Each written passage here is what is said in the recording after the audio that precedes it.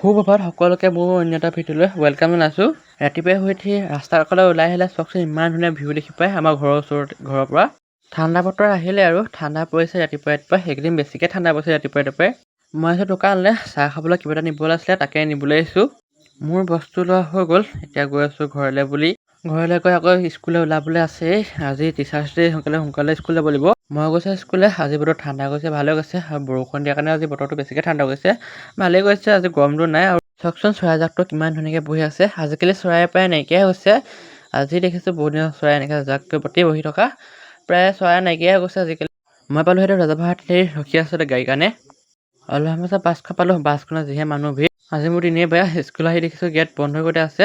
আজি বহুত সোনকালে স্কুল পালোঁ, সেইটো ৰখি আছোঁ গেট খোলালৈকে। আমাৰ শিক্ষক দিৱসৰ অনুষ্ঠানবোৰ প্ৰায় 12টা বজাৰ পৰা ষ্টাৰ্ট হৈ গ'ল। ইপিনে আমাৰ ল'ৰাখিনি পিছপিনে পূৰা ফূৰ্তি কৰিছে। আজিৰ দিনটো এনেকৈয়ে গ'ল ফূৰ্তিতে। আমাৰ স্কুল ছুটি হ'ল, এতিয়া গৈ আছোঁ ঘৰলৈ বুলি। ইমান গৰম উঠিছে এতিয়া কৈছোঁ নহয়।